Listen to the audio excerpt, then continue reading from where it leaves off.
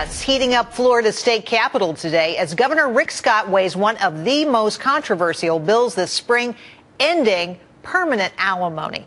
Now, the drastic overhaul puts a cap on the amounts and makes it easier to terminate, that is, payments altogether upon retirement. Joining me now, Fox News legal analyst Lis Wiehl and celebrity divorce lawyer Randall Kessler. He is the founding partner of Kessler and Solomiany. I'm going to try it one more time. Randy, jump in here. Say it for me. Solomiany. Thank you, sir. He is in Atlanta. I will start with you, Randy. All right. What do you make of this law? I mean, let's go over some of the basics. It ends permanent alimony, and then it caps awards. What are the other important features of the bill as you see it?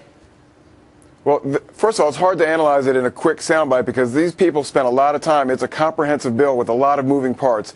But it's basically a law to say, judges, you can't award as much alimony as you've been doing in the past. Some men, primarily, are getting stuck with a lot of alimony, and they're suffering. You know, children are the first victims, dependent spouses are the second, but wage earners that can't afford to pay alimony are also victims. Well, child support, though, is not a part of this. Child support is not affected by this. People are still having to support their children. What this does is, I think, actually gives the judges more leeway because it says that if you have a short-term marriage, and in Florida they categorize that as below 11 years, then you're not obligated to pay alimony forever and ever and ever. Massachusetts already has this law, and they characterize short-term marriages at 5 years, and it's worked pretty well in Massachusetts, don't you think?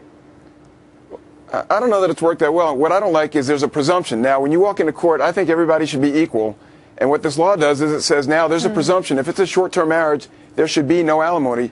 The judge doesn't know anything about the situation until they walk in.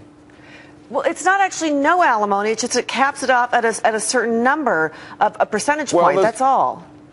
All right, let's hang on a second, guys. Hang on a second. Okay. We're getting caught in the weeds here. Okay. I want to move to some bigger questions if we could. All right. Let's start with the basics here, because we don't have to stick with the law. Should a person's financial obligations to their spouse end when the marriage does? Randy, to you first. No. You know, there are 1,000 situations, there are 1,000 different couples, and every situation is different. Sometimes that's it. But what if they spent all their marital money, but the rich spouse keeps earning $200,000 a year and the poor spouse earns nothing? If the only way to even it up is to pay a little alimony out of future earnings, then in that case, it's not so bad. I don't disagree with that at all. I don't think it should end when the marriage ends because people make decisions that maybe the wife stays home or the husband stays home and supports the kids, and that's the agreement that they have. So they should be supported. Right. But forever and ever, I mean, that's really what we're saying here is that maybe it's not forever and ever. Maybe there's a cutoff point depending on the years of the marriage. It just is giving the judge a little bit more leeway in this. Well, and I think you guys both support that. Randy, to you, is alimony outdated? Is that whole idea, I mean, given the fact that so many women are working and many women earn more than their husbands now, isn't it an idea that may have seen its best days already? Well, I think it has been on its way out for a long time. Lifetime permanent alimony has been going away for a long time. But, you know, women can pay alimony, too. It depends on the facts of the case. What if the one couple, one side, said, I'm not going to work and I'll raise the kids, and you go ahead and get a big career, and the marriage ends? Well, the other one is years behind. They got to let them catch up. Lifetime permanent alimony, maybe that should go away. But short-term alimony, rehabilitative alimony, that's very, very important. I think we're in agreement.